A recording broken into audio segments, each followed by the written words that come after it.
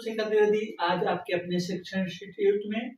जैसा कि आपको पता है कि आपको यहाँ जो भी कक्षाएं दी जाती हैं एकदम सुचारू रूप से एकदम से अध्यायवार दी जाती हैं। जैसे कि अभी छंद पढ़ाया जा रहा था, छंद अभी परिभाषा बताएं, फिर उसके अंग बताएंगे, एकदम अध्यायवार सुचारू रूप से सुव्यवस्थित तरीके से आपको जो भी कक्षाएं दी जाती है एकदम सुव्यवस्थित तरीके से दी जाती है, ताकि यहाँ से सीखने के बाद आपको ऐसा न प्रतीत हो कि मेरा ये छूट गया, मेरा ये छूट गया, या मुझको ये समझ में नहीं आया। आपको हर चीज एकदम आपके सरल भाषा में दी जाएगी, आपको समझ में आने वाली भाषा में दी जाएगी।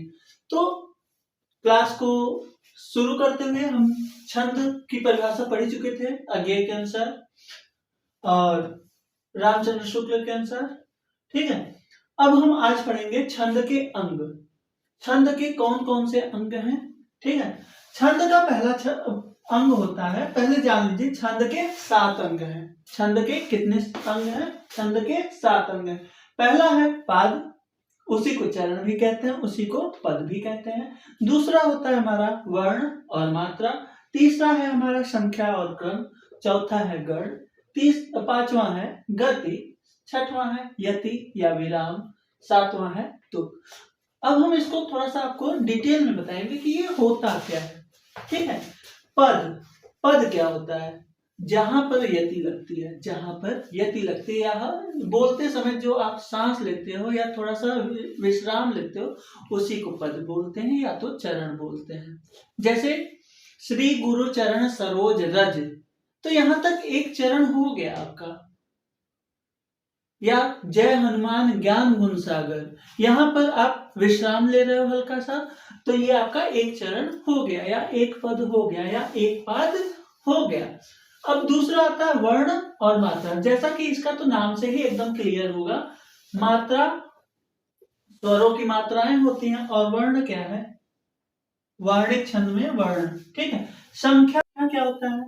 संख्या होता है आपका वर्णों और मात्राओं की गणना को, वर्णों और मात्राओं की गणना को संख्या कहते हैं। ध्यान से सुनिएगा, वर्णों और मात्राओं की गणना को क्या कहते हैं? संख्या कहते हैं। और क्रम क्या होता है? क्रम होता है जैसे लघु, लघु और गुरु, इनके स्थान के निर्धारण को, यानी कि किसके बाद क्या आएगा, उनके स्थान के निर्धारण को क्रम कहते हैं। जैसे आप लोग 1 2 3 पढ़ते हो, ये क्या है? ये भी तो आपका क्रम ही है। वैसे ही इसमें आपका छंद में भी क्रम चलता है। इसका छंद कैसा होता है? लघु कब आएगा, गुरु कब आएगा, इसको, इसका जो स्थान का निर्धारण होता है, इसी को हम लोग बोलते हैं क्रम, ठीक है। फिर गण क्या होता है? 3 वर्णों के समूह को, इसको थोड़ा सा ध्यान से देखिएगा, ये आपको बहुत कम जगह देखने को मिलता है। 3 वर्णों के, तीन वर्णों के समूह को, 3 वर्णों का, ऐसे लिख लो, 3 वर्णों का समूह जो है उसे हम लोग क्या कहते हैं? गण कहते हैं। 3 वर्णों का जो समूह होता है उसे हम लोग क्या कहते हैं? गण कहते हैं। गणों की संख्या टोटल 8 है। गणों की संख्या टोटल कितनी है? 8 है। इसको थोड़ा सा आप लोग लिख लीजिए।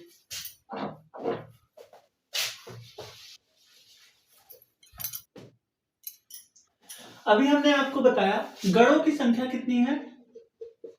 गणों की संख्या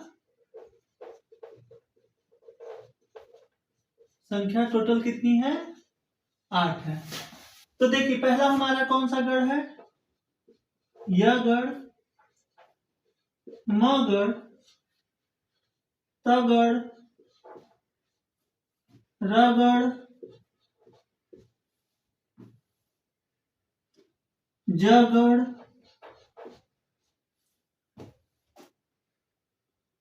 भ गण, न गण,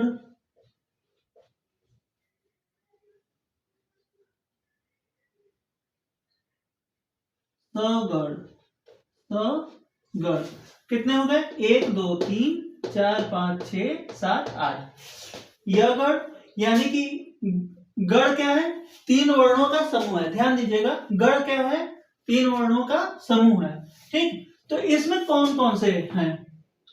य, मा, ता, ये एक उदाहरण है। ये क्या है? उदाहरण है।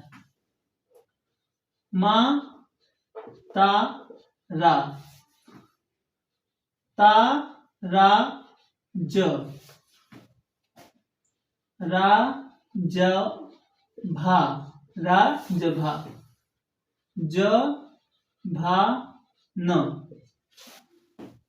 भा, न, स, न, स, ल, स, ल, गा। देखिए, पूछता है कि इसमें क्वेश्चन पूछता है य गण में कितने वर्ण आते हैं। ठीक है, तो इसमें य पर हर कोई मात्रा नहीं है, तो ये एक है। यहाँ दो है, यहाँ दो है। दीर्घ है, दीर्घ है, यहाँ ह्रस्व है, तो ह्रस्व का एक, दीर्घ का दो, दीर्घ का दो। ठीक है, इस तरह हो जाएगा। यहाँ तीनों दीर्घ है, तो यहाँ क्या हो जाएगा? दीर्घ दीर्घ दीर्घ। ताराज में दीर्घ दीर्घ ह्रस्व। देखिए, ज पर कुछ नहीं है, तो ये एक सूत्र है, इसे आप याद कर सकते हैं। ठीक है, राजभा, दो एक दो, दीर्घ गुरु, अरे सॉरी, गुरु लघु गुरु, जभान लघु गुरु और लघु, लघु गुरु लघु। फिर भानस, यहां देखिए दीर्घ है यानी कि गुरु है। फिर न स, एक एक यानी कि लघु गुरु गुरु। नशल में तीनों लघु है और सलगा में लघु लघु गुरु है। ठीक है, इसका एक बड़ा प्यारा सा सूत्र है, आप लोग याद कर लीजिएगा। य, मा, ता, रा, ज, भा, न, स, ल, गा। यमाता राज भानस लगा। ठीक है, यमाता राज भानस लगा। देखिए, पहले तीन लीजिए, फिर एक छोड़िए, दूसरे में फिर तीन लीजिए, फिर पहला छोड़िए, तीसरे में तीन लीजिए। तीन तीन का आप गण मतलब क्या होता है? समूह होता है। तीन तीन ऐसे आपको यह गण नहीं, आप यही भूल जाओगे कि किसके बाद क्या आता है। यगड़ के बाद मगड़, तगड़, रगड़, जगड़, भगड़, नगड़, सगड़। फिर यगड़ का सूत्र क्या है? तो क्या है? एक दो दो, लघु गुरु गुरु, लघु गुरु गुरु। अब इसको याद कैसे करेंगे? ऐसे तो याद करने से रहा, तो यमाता राज भानस लगा आप याद कर लेंगे। देखिए, यमाता यमाता आ गया, फिर पहला छोड़ो मातारा, यहां से मातारा हो गया। फिर इसका पहला छोड़ो तारा ज, ताराज हो गया। फिर देखिए, मात्रा के अनुसार गुरु और लघु के अनुसार आप इसको सजा सकते हैं, आप इसको क्रमवाइज कर सकते हैं। ठीक है, तो इससे ये आपका बहुत ही आसानी से याद हो जाता है। इसको आप लोग जरूर लिख लीजिए। ये उदाहरण है, मान लीजिए ये आपका सूत्र बहुत अच्छा है, इसे आप लोग नोट डाउन अवश्य कर लें। फिर उसके बाद देखिए हमारा क्या है? गति। गति, छंद पढ़ने, छंद जिस रफ्तार से या लय से पढ़ा जाता है, छंद पढ़ने के लय को, देखिए छंद पढ़ने के लय को क्या बोलते हैं हम लोग? गति बोलते हैं। छंद पढ़ने के लय को गति बोलते हैं। ठीक है, फिर यति या विराम, जहां पर हम विश्राम लेते हैं, जहां पर छंद बोलते समय या पढ़ते समय जो भी हम विश्राम लेते हैं उसी को हम लोग विराम या यति बोलते हैं। फिर होता है देखिए तुक, जैसे आप लोग आजकल की कविता देखते होंगे तुकांत। ठीक है, उसमें क्या होता है? जिस अक्षर से या मात्रा से या अक्षर से, व्यंजन से जो भी खत्म होता है, तो दूसरी लाइन भी देखते हो कि लगभग उसी चीज से खत्म होता है, उसी को बोलते हैं तुक। ठीक है, एक जैसे मिलते जुलते शब्द या अक्षर। ठीक है, अक्षर को मतलब अंतिम में एक जैसे मिलने वाले अक्षर को, अक्षर समूह को हम लोग क्या बोलते हैं? तुक बोलते हैं। ठीक है, ये हमारा क्या हो गया? 7 अंग किसके? छंद के। पाद, चरण या पद, वर्ण और मात्रा। मात्रा देखिएगा, ध्यान दीजिएगा, मात्रा के भी बारे में आप लोग थोड़ा सा डिटेल जान लीजिए। इसको आप लोग लिख लीजिएगा, इसको हम अभी हटा दे रहे हैं। जो नहीं लिखे होंगे बैग जाके स्क्रीनशॉट ले लेंगे। देखिए मात्रा क्या होती है, मात्रा की बात करेंगे। मात्रा जो होती है, हम लोग पढ़े हैं कि मात्रा क्या है, स्वर होता है, स्वरों की ही मात्रा होती है, ठीक है। मात्रा किसकी होती है, स्वर की ही होती है। और स्वर कितने प्रकार के होते हैं, 2 प्रकार के। कौन कौन से, ह्रस्व, ह्रस्व और दूसरा क्या होता है, दीर्घ।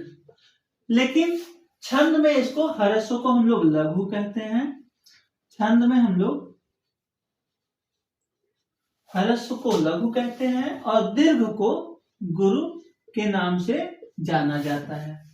अब देखिए मात्रा की गणना जो होती है, मात्रा की जो गणना होती है लघु में, ह्रस्व स्वर की जो आते हैं अ, ई, छोटी, छोटा ऊ, और एक आता है चंद्र, सॉरी अभी ऋषि, एक आता है ऋषि का री, और चंद्र बिंदु। इनका पहचान क्या है, एक खड़ी पाई, जैसे आप खड़ी पाई लगाते हो या एक लिखते हो, वही आपका क्या है, लघु का पहचान चिन्ह, ठीक है। गुरु में क्या क्या आता है, इसका सब दीर्घ, अ का आ हो जाएगा, छोटी ई का बड़ी, छोटा ऊ का बड़ा ऊ। फिर संयुक्त स्वर जो होते हैं वो भी इसी में आते हैं। संयुक्त स्वर क्या है, ए, ऐ, ओ, औ। 2 चीज और, चंद्रबिंदी और विसर्ग, ये भी आपके दीर्घ में ही आते हैं। एक चीज और ध्यान दीजिएगा, संयुक्त, संयुक्त व्यंजन जो होते हैं, जैसे मान लीजिए फॉर एग्जाम्पल तो ना, ये क्या है, संयुक्त व्यंजन है। संयुक्त व्यंजन के पहले आने वाला वर्ण, संयुक्त व्यंजन के पहले आने वाला जो वर्ण होता है उसे भी हम लोग दीर्घ में ही गिनते हैं। यहाँ लिखने का जगह नहीं है, आप लोग सुन रहे हैं, आप लोग लिखिएगा कि संयुक्त व्यंजन के पहले आने वाला जो वर्ण होता है उसको हम लोग गणना किस में करते हैं, दीर्घ व्यंजन में ही करते हैं। वो भले ही ह्रस्व में रहे लेकिन उसकी गणना किस में होगी, दीर्घ में ही होगी। और इसका पहचान क्या होता है, पहचान चिन्ह ये होता है। और लघु का क्या होता है, ये बताए हैं, ठीक है। ये गोले के अंदर दीर्घ का यानी कि गुरु का पहचान चिन्ह ये है, और लघु का पहचान चिन्ह ये है। हमें नहीं लगता कि आपको छंद के अंतर्गत अंग को पहचानने में कोई दिक्कत होगा। अब आगे की कक्षा में हम आपको बताएंगे इसके अलग अलग उदाहरण, इसके अलग अलग उदाहरण आपको बताए जाएंगे। क्योंकि क्लास हमारा ज्यादा बड़ा न हो जिससे कि बोरियत महसूस होने लगती है आप लोगों को, तो क्लास को छोटा ही रखेंगे और हर चीज को डिटेल से बताएंगे, एकदम व्याख्यात्मक तरीके से, उसमें कहीं कुछ छूटे ना ऐसा बताया जाएगा यहाँ पर।